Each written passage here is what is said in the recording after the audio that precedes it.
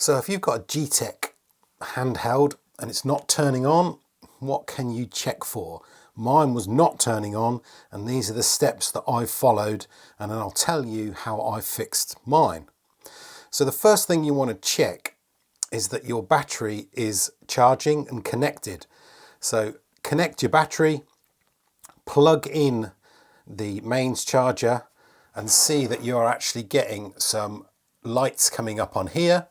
If your battery connections are bad, then you won't see any lights coming up here, just like if you pulled the battery section off and then charged that separately, the same thing would happen. The next thing to check, if you're not getting lights on here when charging your battery, obviously, is to check the mains charger. Now, if you've got another charger, such as you've got an AirRam or whatever, another Hoover, you've got another charger, check that charger, swap it out and see if the other charger is working, just to see if it's the charger that is at fault. The other thing to check is that you haven't got a lot of dust and things in here as well. So you can get a little soft brush and just get the dust out of these sections in the connectors between the battery and the actual main unit. And if you turn the main unit upside down, you'll see some little prongs here as well. So get those clean and make sure they're making a connection between the two. If you're getting lights up here though, and your battery's connected, you should be fine because the battery is being charged. Now the other thing that could go wrong is that the motor's gone. Now there's not much you can do about that, but I'll put a link to this page in the video description below where you can get it from GTech. They do actually sell a carcass body. You don't get, obviously, the head, you don't get the bucket collector, you don't get the battery, and you don't get the on-off switch, but you do get the motor. So have a look at those as an option to be able to get this thing back up and working, and that retails for about £40. Okay, so we've discounted the battery and the motor.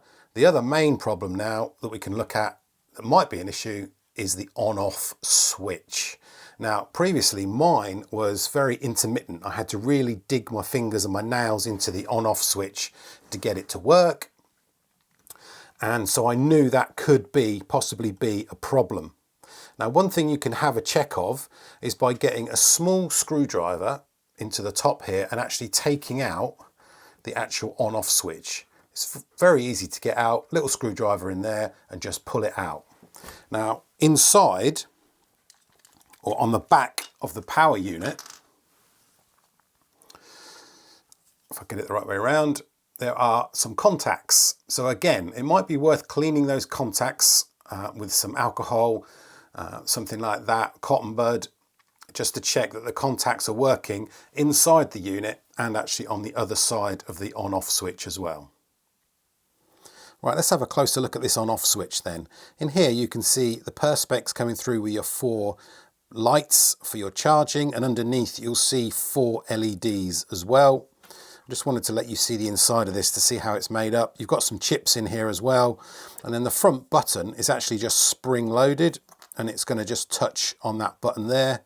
So you can actually take it apart and actually see if it's the spring or anything like that as well in your on-off switch, and then it just all clips back together. And that's as simple as that. It's got the cover on the top, the front part for the switch, and then the foam inside inserts as well. As you can probably tell, my issue was the on-off switch. Luckily enough, I didn't have to order anything else. You can see I've taken one apart and I've inserted the new switch. As I said before, if you want to actually purchase this switch, I'll put a link to that in the description below as well. So you can find it. It's about £12–13 with a few pounds for postage on top, and it just comes in a little box. This one is for the Multi Mark II only, and it's very easy to push in and replace. As I said before, if you want to know how to fit it, a little screwdriver in here, just push up on the power switch and it will come out, and then just slot the next one in. Easy as that. And then you will find that it will start working again. Don't forget there are loads of spares and information on the GTech support website. I'll put that link in the description below as well.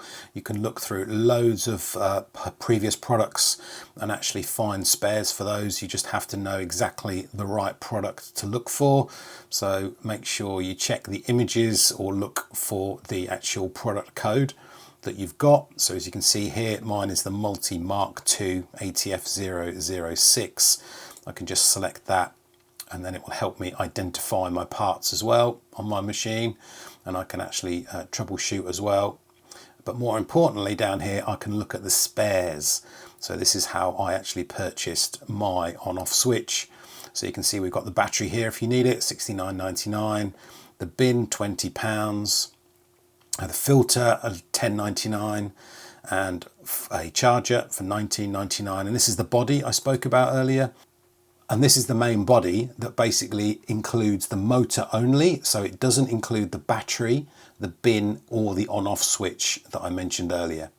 And here is the on-off switch that I purchased, £12.99 plus postage. It takes a few days to come, but obviously you can see there it does fit several different models that it's compatible with. Links are in the description below. I hope that's helped to get your GTech handheld cleaner up and running.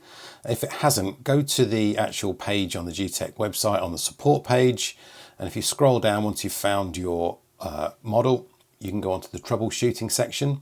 On here there's sections for no power, unpleasant smell, battery and charging, no suction, excessive noise and tools. You'll then find some questions and answers on here as well, where you can just open those up and read those, as they may help you out as well. So thanks for watching. I hope you enjoyed the video. If you did, give us a like. Don't forget to leave a comment below, and don't forget to subscribe to the channel if you're not a subscriber. See you soon.